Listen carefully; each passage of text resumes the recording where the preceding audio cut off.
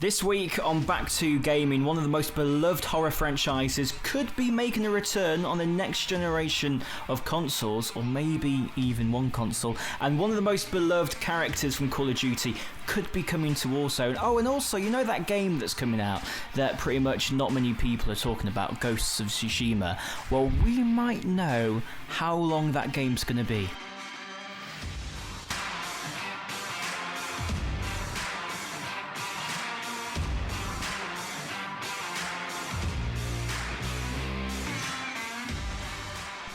I know, making moves. We've got music now, we've got new segments as well that are coming up that we're debuting on this second episode, this new episode of Back to Gaming. Thank you to Martin and Finney Samuels, who are our Patreon producers, and you can support the show and help it grow, just making it get bigger and better by searching Back to Gaming on Patreon. There's loads of exclusive benefits for you on there, such as getting the podcast early, a few extra bits as well. And not only do you get to support the show, you can join in on the Patreon community as well. Now, Back to Gaming, it comes to wherever you get your podcasts from. I've been very busy this week making sure we're available on as many platforms as possible. We're on Apple, we're on Spotify, we're on Google. We're all over the place now, which is brilliant. I'm so happy that I can now say that. So this show, Back to Gaming, is going to be launching every Friday evening, 8 p.m. GMT, and depending where you're listening as well, there'll be chapters below where you can skip along to your favourite segments or a particular news story where you want to get my reaction to it. And as always, you can join in the conversation as well, send in your gaming questions or answer our question of the week by emailing me at backtogamingpodcast@gmail.com, and also on our socials as well, on Twitter at backtogamingpod. And although I've been really busy getting our podcast available on all the usual places, I've also been able to make our Instagram now. So I know, we're on Instagram. I told you, making moves. Back to a Gaming Podcast. And you can join in on our exclusive polls as well. I'll talk to you more about the exclusive polls in literally just a second, because one of the new segments I want to do is On the Radar, where I'll just talk about what's on my radar and what I want to do within the next few weeks or the next few days on Back to Gaming, because thanks to the Patreon community, I can now upload more audio, I can make more episodes, which means that I'll be able to do reaction episodes. So PlayStation 5 reveal, you bet, will be there. I'll be covering that for you. Also reviews of the latest game releases, and maybe even potentially, if this is something you're interested in, spoiler casts, where we just sit down and we talk about a game and we just go through the story and we just talk about what we think of it. All of that is definitely in the works and on the horizon. So first of all, I want to talk about this week's new releases. First of all, today's new releases has been Saints Row the Third Remastered, one of my favourite games of all time, Saints Row 3, and also Maneater. Now, both of those I will be reviewing, and I mentioned earlier about exclusive polls. This is what I mean, where you can have your say on what I do, what I review first here on Back to Gaming, because if you go to Back to Gaming Pod on Twitter or on Instagram as well, you can vote on which game I review first for you. So you can do that. Just make sure you follow us on our socials to get involved. I also want to talk about Persona 5 Royal. This is a game that I've been playing for a good few weeks. It's such a long game. It goes on and on and on. I really like it though. It's really good. I'm over 130 hours into this game, so I've had a lot of experience in this game now, and it's relatively new. I'd say it came out at the end of March, so I am going to be working on a review for that game as well. Maybe a spoiler cast. There's a massive story to that game, so maybe a spoiler cast, but I'll definitely be doing a review. You might have seen as well on our Instagram, again, all the latest information is on our Instagram. You may have seen that I teased a Mafia trilogy announcement for this week's show, and the announcement is that I'll be doing a special Mafia trilogy in review series. So I'm going to review every single Mafia game That's in the Mafia trilogy. There'll be a little bit more news on the Mafia trilogy in terms of what it is, what it's all about, a little bit later on in our main segment, in our news segment of the show.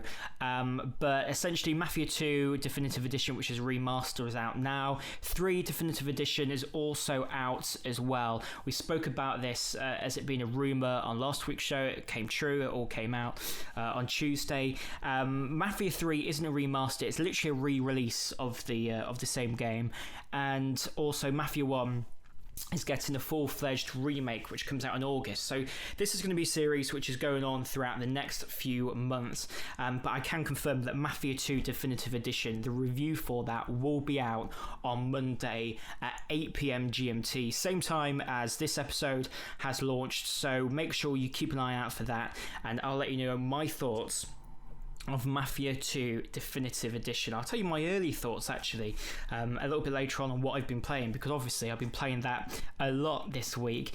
And in terms of Mafia 3 Definitive Edition, I know it's a re-release because this is a new podcast and you haven't heard my views on the Mafia franchise, which I absolutely adore. I will do a review of that game. I can't really give a time frame for that though, because this is a re-release, so you may have kept up to date with Mafia games. You may already have it in your library and you may have already played it, so I do want to prioritize games like Mafia 2, obviously, because that's a whole remaster of that game and it's the first time coming to some current gen consoles. For example, the PlayStation 4, I believe it was only available on PS Now, so this is the first version of it actually coming on the PS4 that's not being streamed. So I do want to prioritise Mafia 2, and I do want to prioritise Saints Row the Third Remaster, and also Maneater and Persona 5 Royal as well. But I will definitely do a Mafia 3 Definitive Edition, and the reason why I don't want to give a time frame just yet is because we're less than a month away now until The Last of Us 2 comes out, and as with all of these games, I want to give The Last of Us 2 my full attention. So in a nutshell of how these reviews are going to be worked, they're going to be bonus episodes thanks to Patreon for making sure our Patreon producers and supporters, making sure that we're able to do this by donating. So these reviews won't be part of the show at all. It will just be added episodes which will come out. Make sure you follow our social feeds though for all of the updates on timings and when certain episodes are coming out. Again, BackToGaming Pod on Twitter, BackToGaming Podcast on Instagram. So that's it on our new segment On The Radar. I hope that sort of sets things straight of what you can expect for the next few weeks and next month actually here on the BackToGaming Podcast. But let's do what me and you love doing. Let's go back to gaming, talking about that one thing that we love, and let's look back on this week's news. Starting off today's news, Ghosts of Tsushima is up to 50 hours long and the map is absolutely packed. I'm really excited for this. This was mentioned in an interview with a Portuguese website called Voxor. The creative director of the game, Nate Fox, he stated that its length will depend on the player, and that if you try to see everything that the game has to offer, then it could take somewhere between 30 to 50 hours or even more.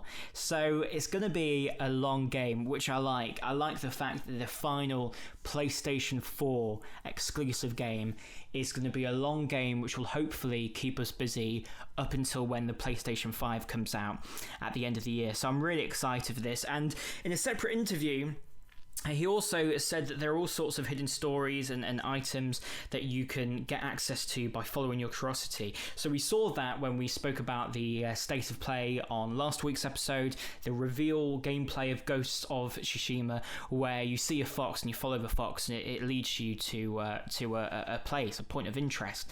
So I'm really excited for this. And there was even more news that came out of these interviews today. And apparently the samurai combat is incredibly difficult, saying that a couple of blows from the enemy will kill you. This sounds very Souls-like to me, and I am not a Souls-like person at all. I'm one of those people that picked up Dark Souls, played it for 10 minutes, and I thought, you know what, I'm getting my ass kicked. I'm not playing this anymore. So I'm still excited for this game, though, because from what I understand, there's different difficulty levels, and I'm more interested in playing as the Ghost anyway, the more kind of stealthy approach that is very reminiscent of Assassin's Creed. So I'm really excited for this game. I can't wait.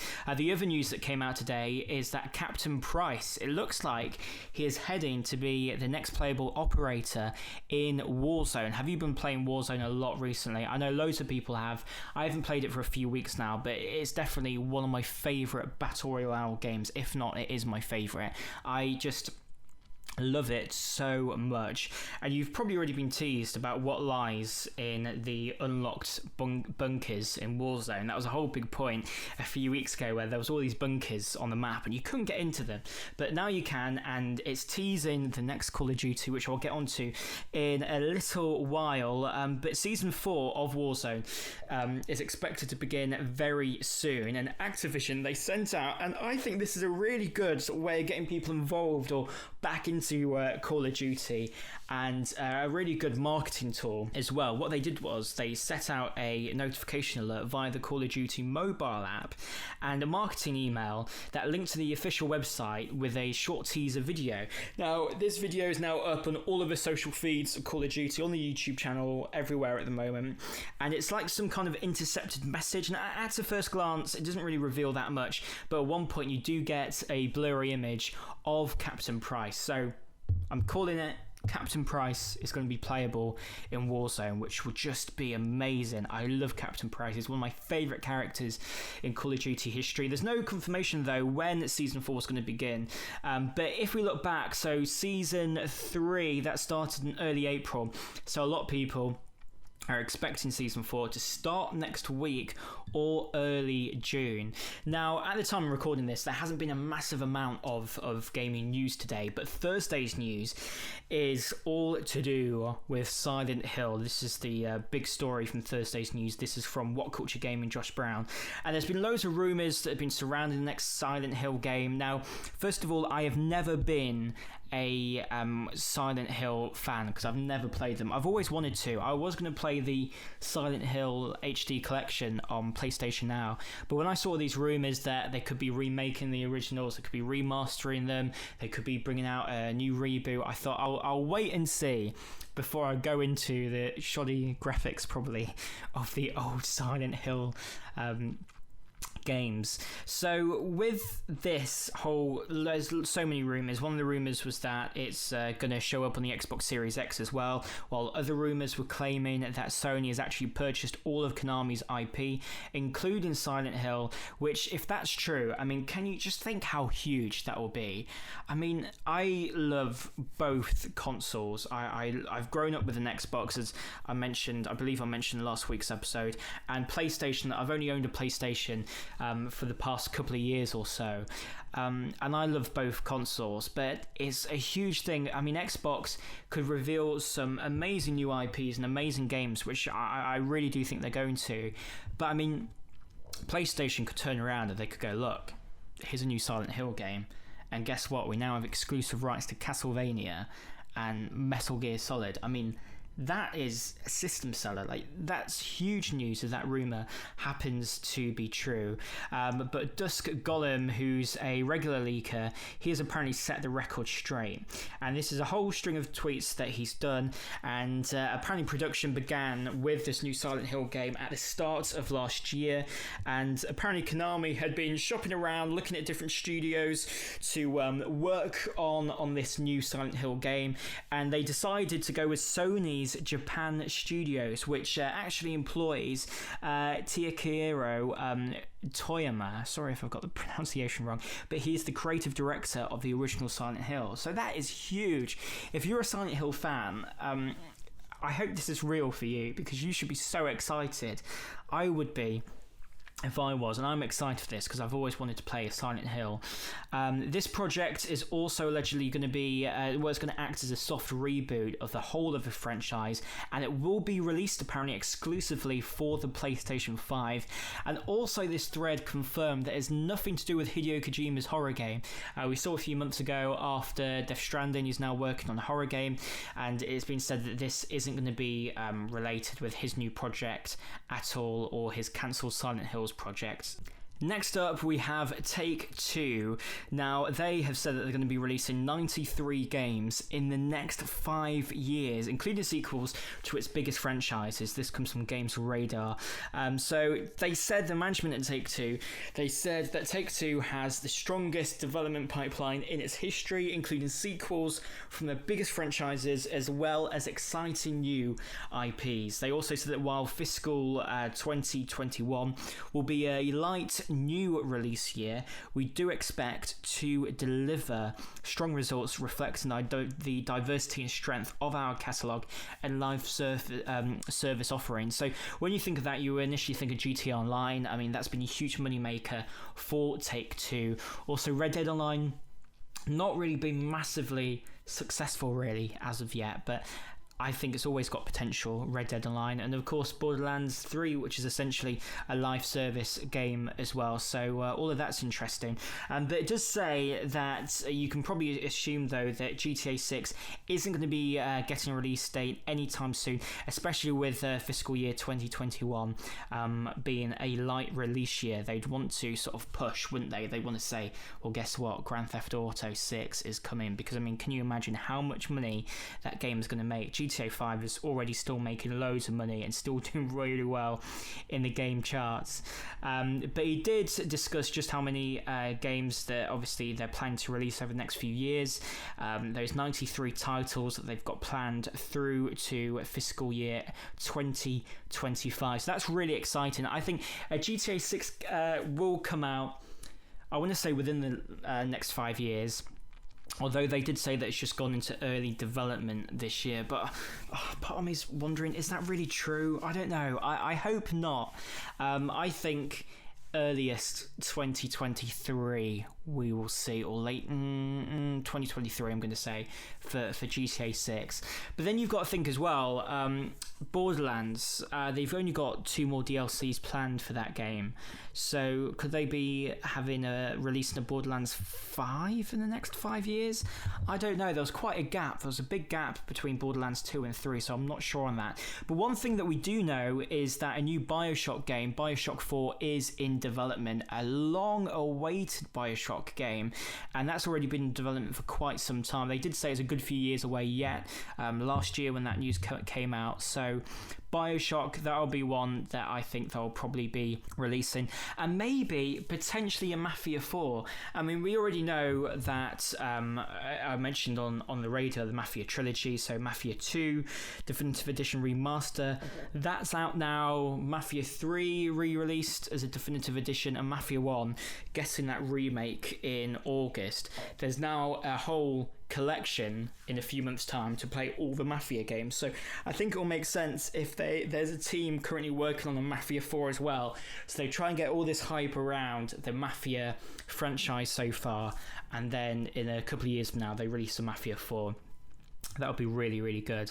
Next up, sticking with Take-Two IPs and games that they own, Borderlands 3, their next big expansion has been revealed, and it's going to be a Western. It's called Bounty of Blood, A Fistful Redemption, and it's going to be coming out on the 25th of June next month. It was announced during an episode of the Borderlands show, and they said that the story of this expansion is all about, are you ready for it? It is all about revenge and redemption, which sounds to me exactly like Red Dead Redemption, but players will be able to visit a new planet and help defend a frontier town.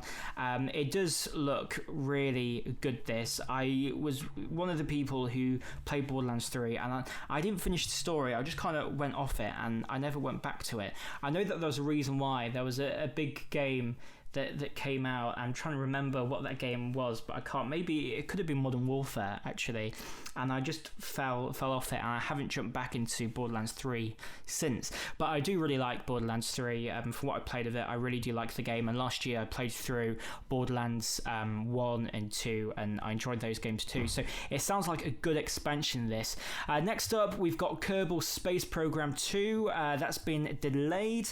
Now, I haven't played Kerbal Space Program 1. I know that there's a lot of people who like it, but it's been delayed. It's got a long delay until next autumn. It was announced a few days ago, and the developers said that the change was a result of unique challenges posed by the coronavirus pandemic. They said that we are making a big, expansive game loaded with new features, but doing so will take longer than we previously anticipated. With everything going on in the world today due to the COVID-19 outbreak, we're now facing many unique challenges that require more time to safely iterate, create, test, and make KSP2 as great as it can be. And this is a time where quite a lot of high-profile releases have been delayed, and probably games have been delayed that we don't even know about, that haven't even been announced yet. But this is a very big length, Kotaku reports with this, because Kerbal Space Program 2 was originally meant to come out in March this year, and then it was moved back to another release date during the 2021 financial year. And so that would have meant any time between April 2020 and March 2021. So there's a lot of room to sort of move around and put your game there. But this game is delayed until autumn, until fall 2021. So that's like an extra 6 months on top of that original delay. So that's probably... it's the biggest delay we've seen so far in relation to the coronavirus, which is interesting. Moving on to Wednesday's news then. We've got Serious Sam 4. So that's coming to PC and Stadia in August. But the game will eventually be coming to Xbox One and PlayStation 4. Hasn't said whether it's coming to next generation. I'm guessing it will. I mean, it makes sense to, because obviously it's got a period of exclusivity with Stadia. From the looks of it, it's a 1-year exclusive deal until 2021. So this is interesting because of, well, first of all, it's the first Serious Sam game in 2011. I'll be honest with you, I can't remember if I played a Serious Sam game. I feel like I might have played a game of Serious Sam on the original Xbox, but I just can't fully remember. I remember seeing a Serious Sam game on the OG Xbox and really wanting it, but I can't remember if I ever got it or played it. But what they are saying about this game is that it's going to support hundreds of thousands of enemies on screen. So obviously the Stadia can power that. I know that Stadia's not been a success. I was one of those people who was excited with Stadia, and when I saw the warning signs of how not very good it was going to be at launch, I cancelled my pre-order for it, and I never got around to getting it again recently. I've just had no interest in it, where initially I was really excited for it. But because that is Stadia streaming, you know, they've got the technology and they've got the power to put hundreds of thousands of enemies on screen, because obviously your computer isn't processing and handling all that power. It's just beaming it, it's just streaming it. So I guess the game can't have hundreds of thousands of enemies on current gen consoles. So I think it makes more sense for this game to come out on next gen consoles, where obviously there's going to be more processing power to, you know, have these bigger worlds, have hundreds of thousands of enemies on screen at any given time. Next up, this really interested me. CD Projekt is now Europe's most valuable video game company. It's the CD Projekt Group, obviously the company that encompasses CD Projekt Red and GOG. They've now surpassed Ubisoft to become Europe's most valuable video game company, which is huge news. According to Gameplay Mechanics, CDP's market value has now reached 36.5 billion in terms of Polish money. That's a 7.174 billion pounds here in the UK. That's just edging out ahead of Ubisoft, which currently has 6.988 billion pounds of value. I find that really interesting because, I mean, Ubisoft, they are releasing games all the time, and obviously they're putting a lot of money into making these games, but they've got Assassin's Creed, they've got Far Cry, they've got the Tom Clancy games. You see what a huge success Rainbow Six Siege has been, and at launch that game wasn't great, but now people love it. Same with the Division. People absolutely love playing the Division 2. I really love that game as well, and you think with their catalogue and with the amount how often they release games, you'd think they'd have more, they'd be more they'll be more valuable than CD Projekt Red, because you've got to think CD Projekt Red, they've not released a mainline game for 5 years now.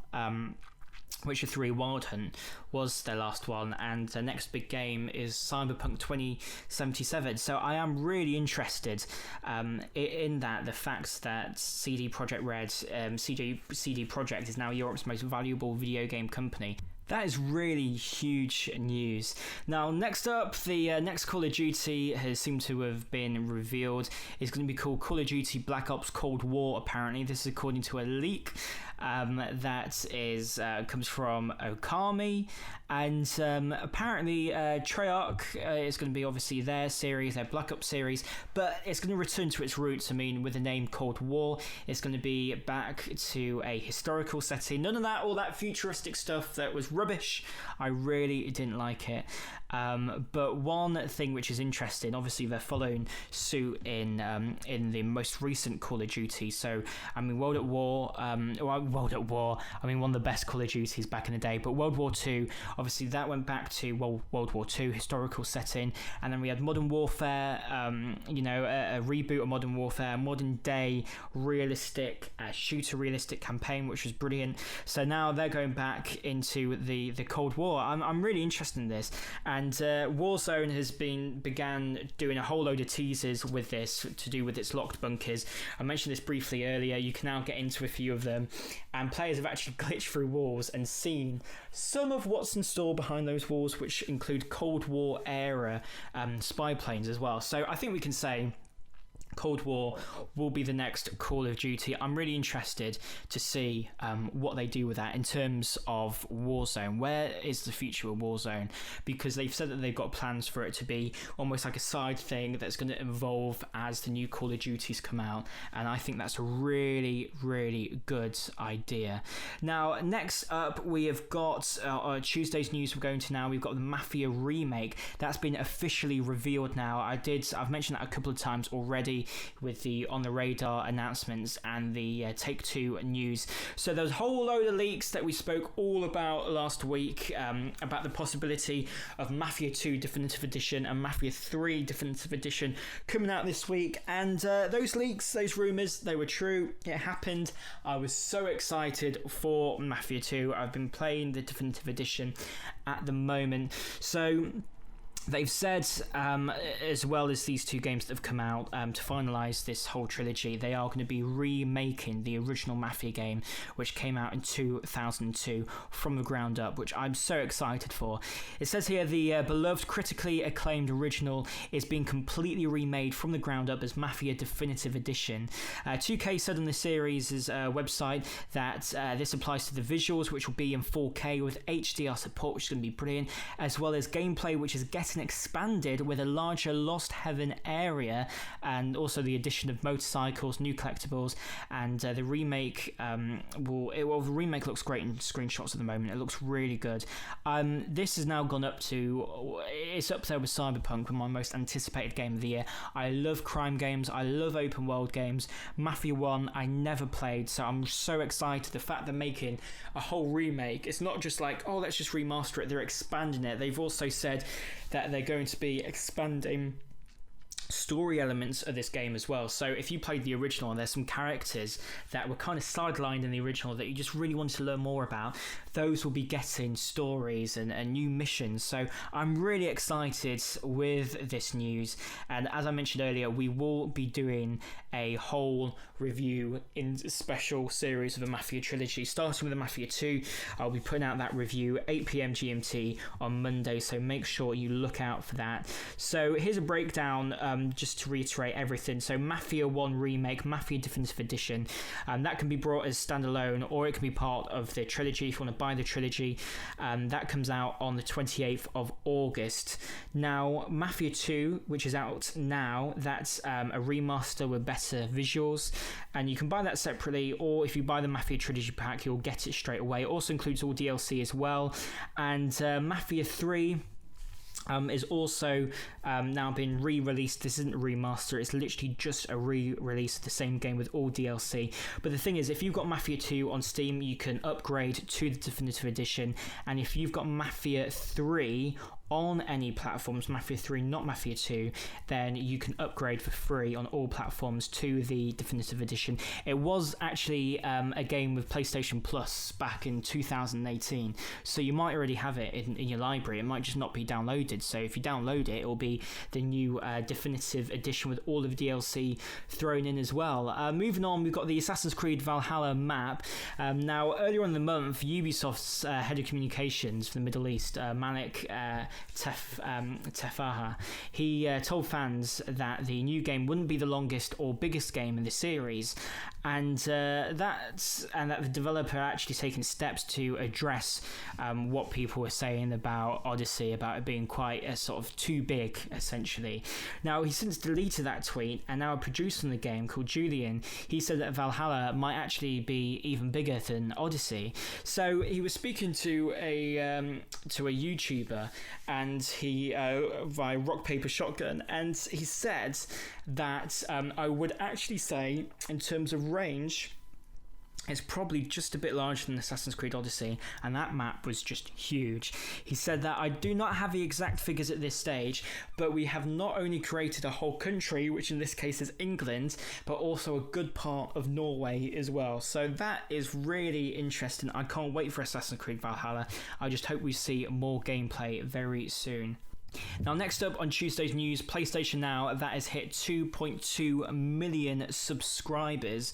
So that is quite big in a way for PlayStation, because it means that it's doubled its subscription count from around this time last year. They reported they just had over 1 million people that were subscribed back then. So this is a big increase for them. This is since they announced that they were slashing its price, and which actually led me to get PlayStation Now. So originally it cost $20 a month, which is ridiculous, and now they've slashed that down to £10 a month, $10 a month, or $60 for a whole year. I do quite like PlayStation Now. The reason why I got it is because I briefly mentioned it earlier that I've only had a PlayStation for about 3 years potentially. I think it was 2018 actually when I got it. So I completely missed out on the PlayStation 3 games. So I got PlayStation Now to stream PlayStation 3 games that I missed. So I've played Killzone 2 so far. I played Infamous 1 as well. Ratchet and Clank game as well. So it's nice that that you can play PlayStation 3 games, although I prefer that you can just download them. That would be so much easier. But the thing is, this is it's still been slow to grow because they launched the service over 5 years ago.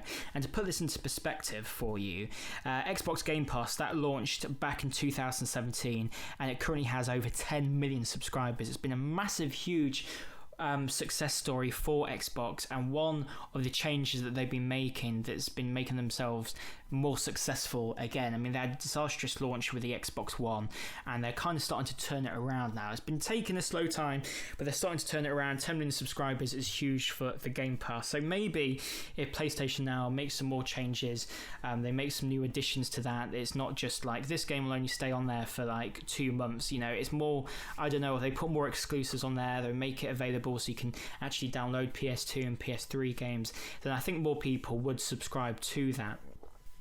Now, on Monday's news, Anthem, that game is being reworked. BioWare, they've broken silence with a new blog post finally.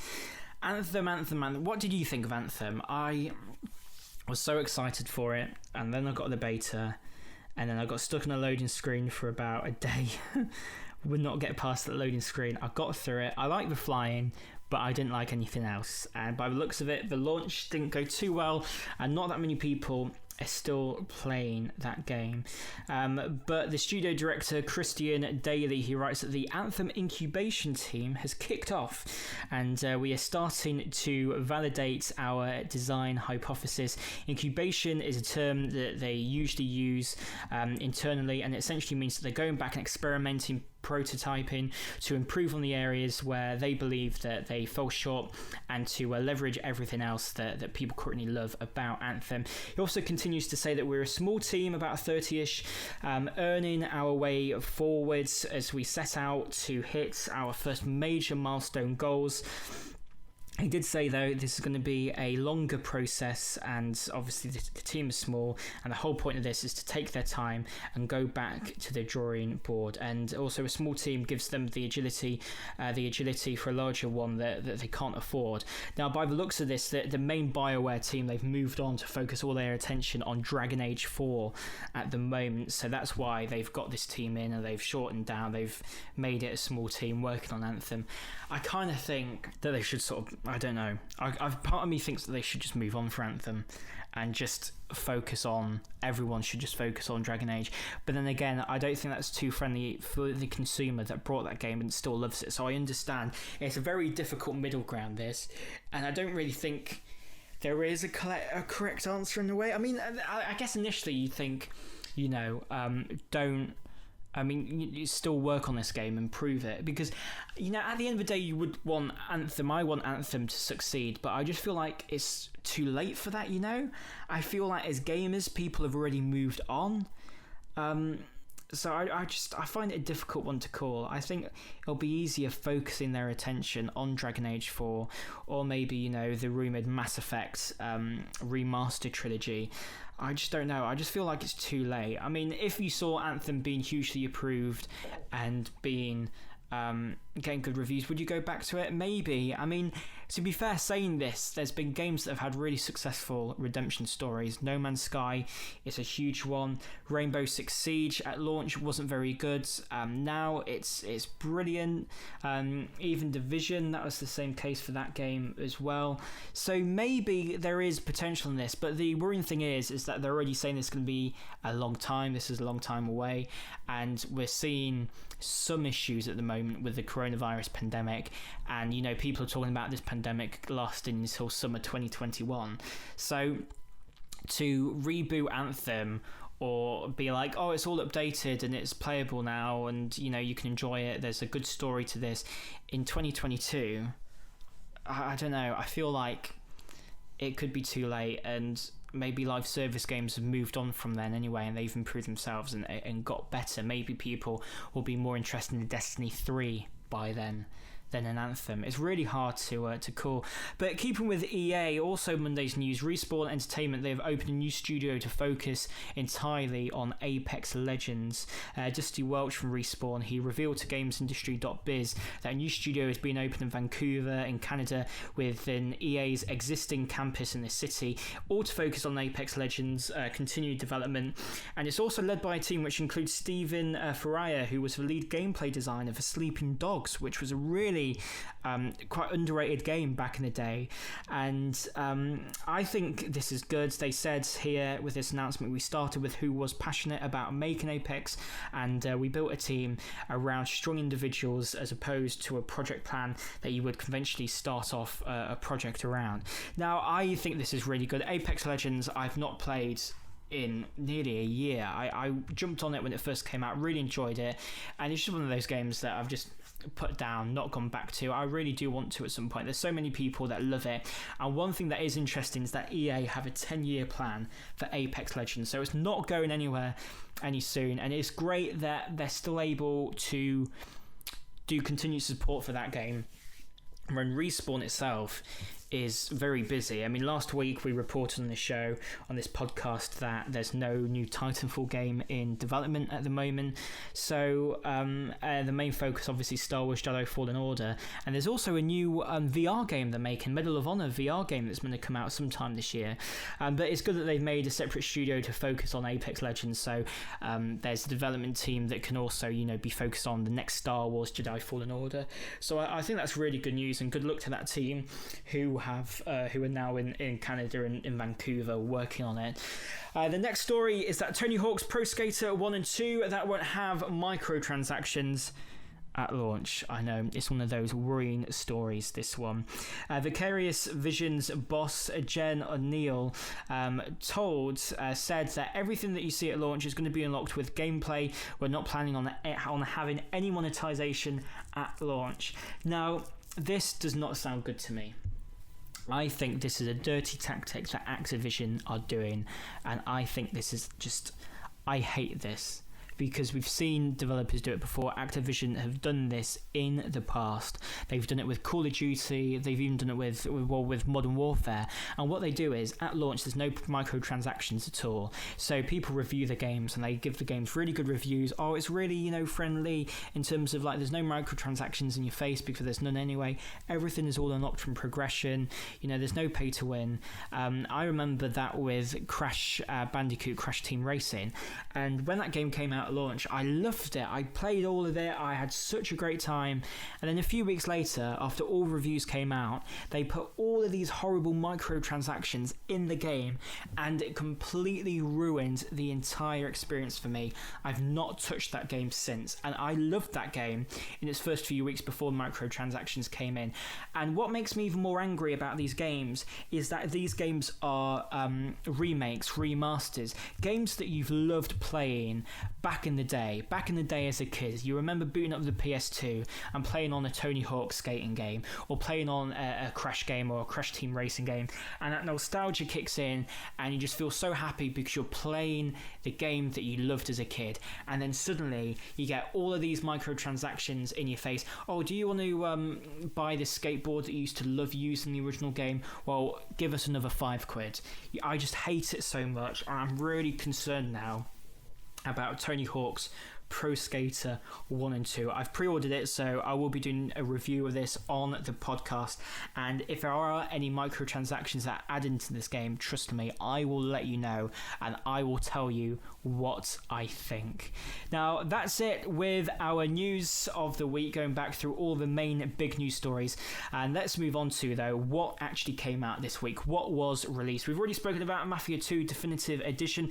That came out. It's set in Empire Bay in 1943, and while back in the States on leave from World War II, Vito Scaletta is pulled into a life of crime to pay off seedy family debts.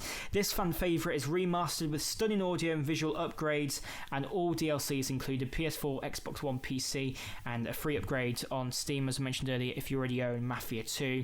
Next up, we've got Mafia 3 Definitive Edition, New Bordeaux, 1968. To get revenge for the ultimate betrayal, Lincoln Clay must define a new breed of crime family by taking down the old in any way you choose. An award-winning narrative experience reintroduced in one complete package. This is a re-release. It's not a remaster. It's the same game. They've just re-released it with all DLC.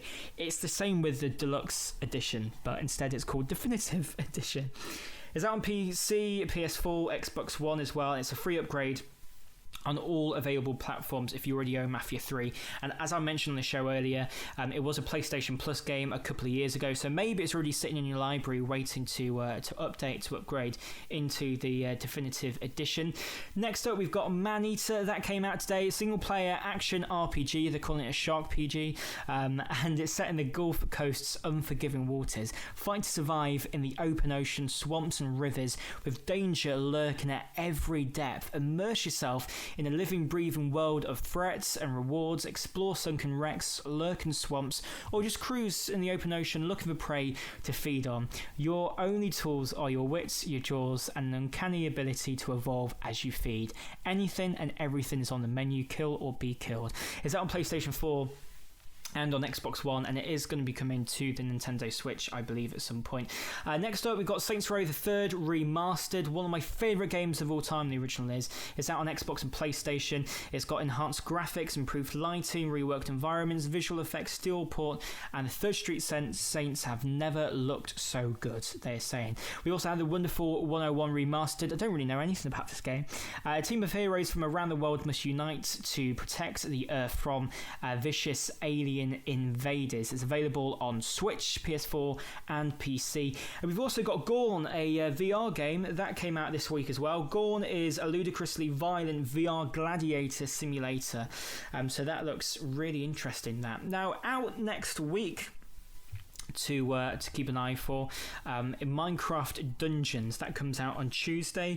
Fight your way through an all-new action-adventure game inspired by classic dungeon crawlers and set in the Minecraft universe. Brave the dungeons alone or team up with friends. Up to 4 players can battle together through action-packed, treasure-stuffed and widely varied levels, all in an epic quest to save the villages and take down the evil Arch-Lager.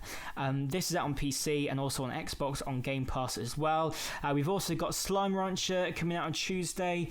Deluxe Edition, this is. Slime Rancher is a charming first-person video game experience. Play as Beatrix Lebu, a plucky young rancher who sets out for a life 1,000 light years away from Earth on the far, far range to stake a claim and make a fortune wrangling slimes. It's out on Xbox and PlayStation Tuesday. Also out on Tuesday is the next expansion for Elder Scrolls Online Greymoor. The Dark Hearts of Skyrim beats. That's right, you return to Skyrim and you can explore the snow-swept region of Western Skyrim and face an ancient vampire army as part of a year-long gothic adventure. It's out on PC, Xbox and PlayStation on Tuesday. I'm quite interested in that. I've not played Elder Scrolls Online for so long. I played it at launch, did not like it at all. But like I was mentioning earlier, that's one of those live service games that's definitely had a redemption story. There's so much content in that game. It's got to the point where there's too much content. When I played it, I just found it so overwhelming because there's so much to do. At some point, I do want to go back to it, but there's just so much in that game now. It's crazy.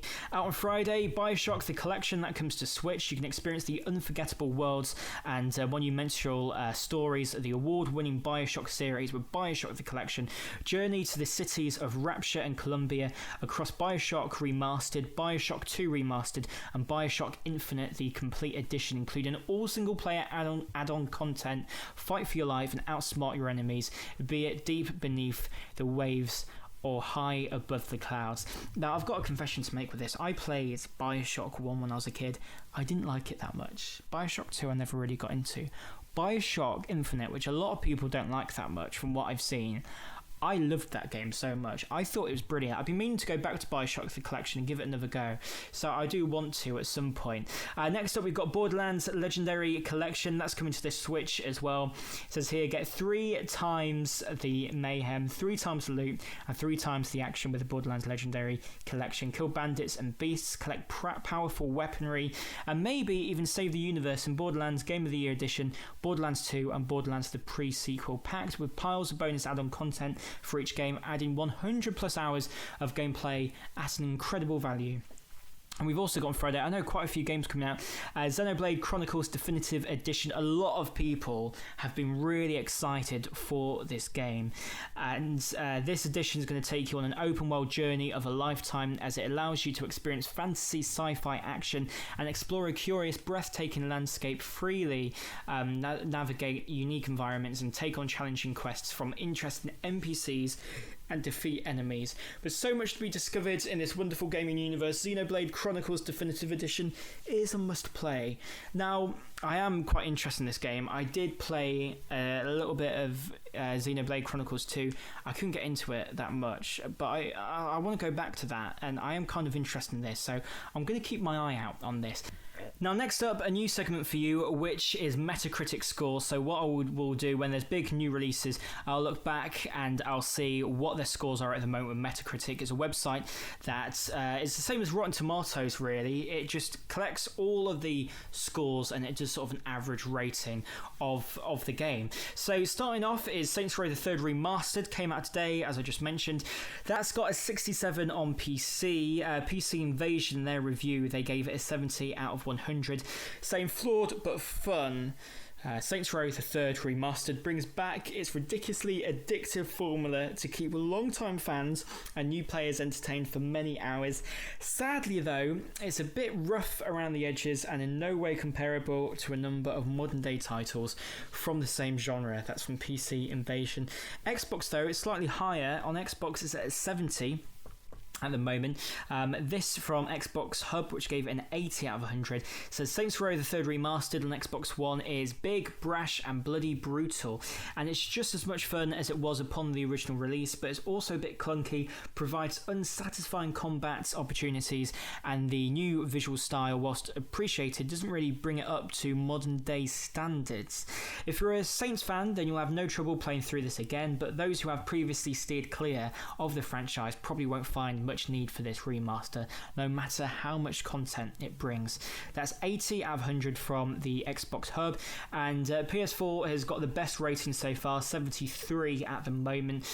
The combat and driving are solid, the customization options are engaging, and the missions are wild. Volition did a fantastic job with the original version, and Spirasoft have done good work updating the game, but has also introduced several issues and missed some opportunities to improve the game. If you haven't played a Saints Row game before, the third is the best place to start, and if you're a fan of this series, it's just as good as you remember. That's got an 83 at the moment. That's 83 from DarkStation, sorry, they've rated it 83 out of 100. Next up we've got Maneater, which is quite kind of close. It seems to be performing better though. On PC it's got a 71. Maneater is knowingly imperfect, but it presents a very competent open world checklist RPG where you happen to play a shark instead of the usual cop or criminal. That's from God is a Geek. They gave it a 90 out of 100. Xbox One is on 76. That's the highest score that this game's got on Metacritic in terms of consoles and platforms. It says here that Tripwire Interactive has managed to capture what it feels like to be Jaws, right down to jumping out of the water, landing on a boat and chomping away at the hunters on it. That in and of itself is a momentous achievement to accomplish. That's from Shack News. They gave it a 90. On PS4 it's currently at 68. It says this is no worthy exploration of man's cruelty to the natural world, and I suspect marine biologists would have something to say about much of the science, but it's the perfect distraction from a world gone mad and weirdly therapeutic. When you're not filling the water with blood or launching an innocent human in the air with a flick of your tail, then the waters are a pretty playground, and there's also always mischief to be made in the resorts, water parks and marinas. Just don't dob me into the killer whale I sponsored when I was 12. That's from Games Radar. They gave it an 80 out of 100.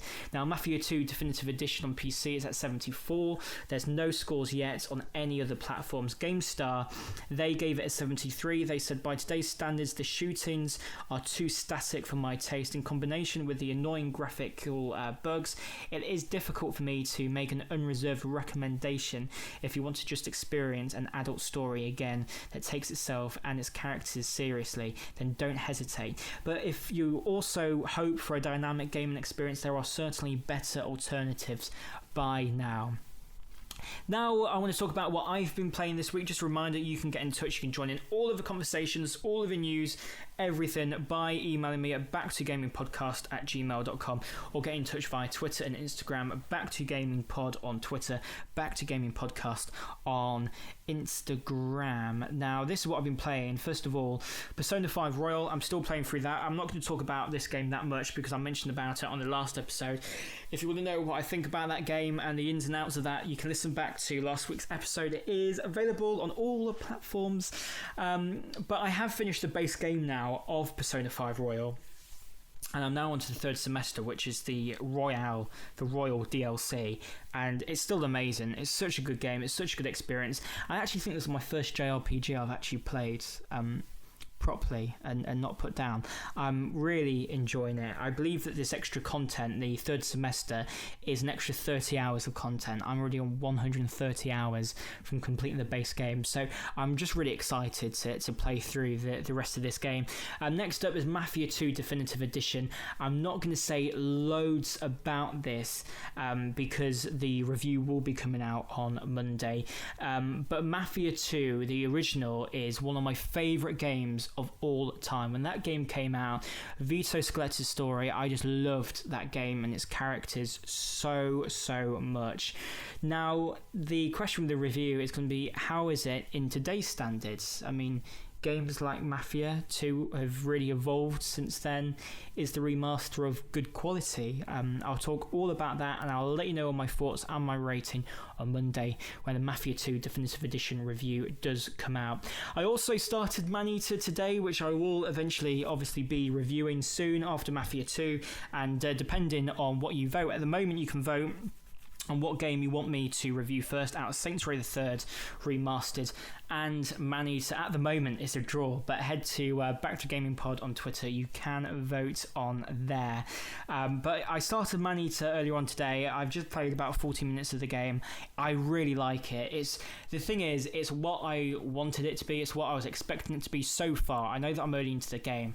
What I wanted, because I've been playing a lot of sort of big story experiences recently, like Persona 5 Royal, which is such a huge game, the huge story, a lot of text to read as well. It's nice to play a game that isn't serious. It feels like I'm playing a PS2 game, and I'm not on about the controls feel like PS2, or I just the premise of the game, just a silly open world game, doesn't take itself too seriously. You're a shark. It's just GTA with sharks.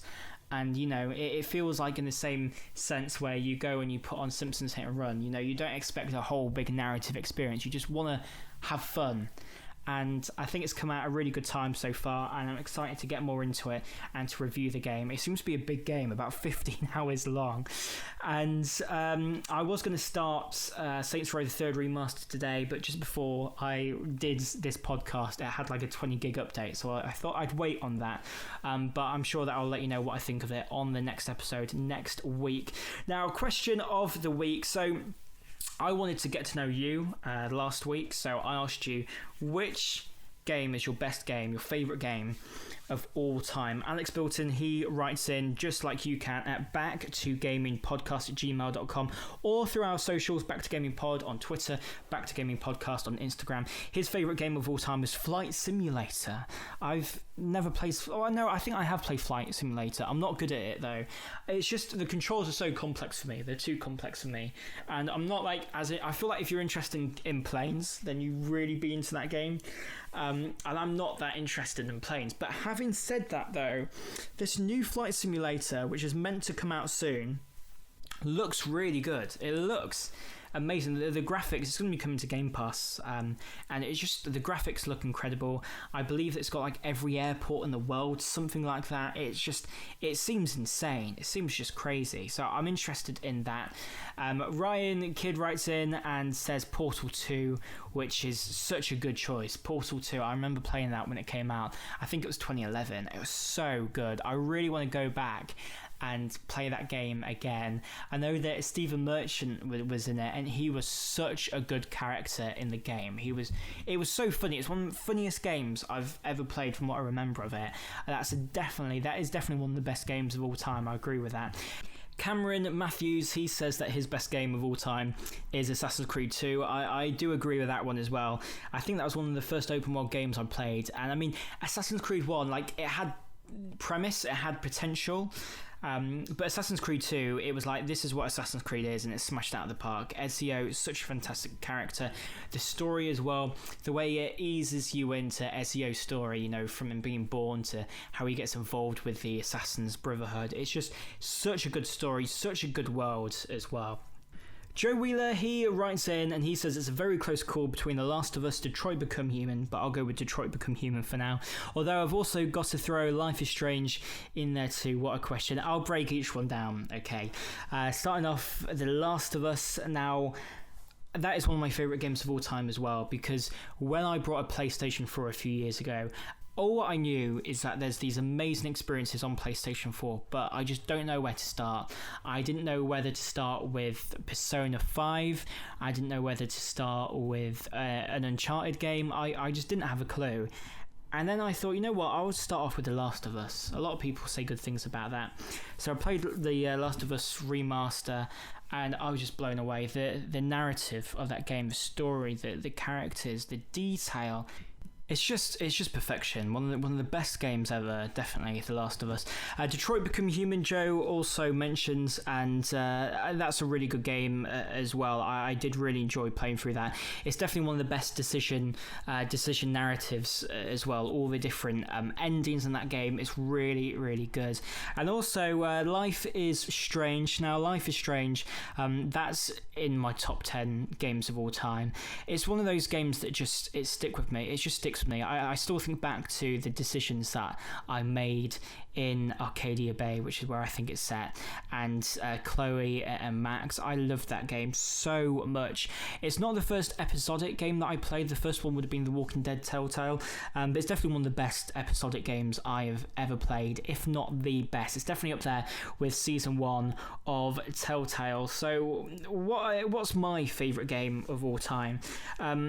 My honourable mentions would be Red Dead Redemption 1 and 2, both brilliant games, brilliant stories. LA Noire, that's another one. I think back to, I was an only child and I grew up with my mum, and I think back to just playing that game with my mum and trying to work out all the cases together. I really loved that. Halo Reach, one of the first games that I actually ever pre-ordered, the first game I ever pre-ordered. That is, I think, my favourite Halo game. I just loved it. I loved the characters, I loved the story, I loved the whole worlds of Reach. I really enjoyed it. Modern Warfare 2's another one of my most memorable online experiences when I was in school at the time. Saints Row 2 and 3, so I'm excited to review Saints Row 3 Remastered. But for me, my favourite game of all time is definitely Grand Theft Auto 4, and the reason is that this was one of the first open world experiences I ever had, and it wasn't what I was expecting at all. Now, this is going to sound weird. I know what Grand Theft Auto is now, but at the time I was young. I was a kid and I was watching, gameplay videos of Grand Theft Auto 4 on YouTube, and I only saw the first few hours of the game. And for some reason, I noticed this, but these gameplay videos were without the cutscenes, so I never saw, all the swearing, all the violence in the cutscenes. I just saw the early hours of Nico in the game being a taxi driver.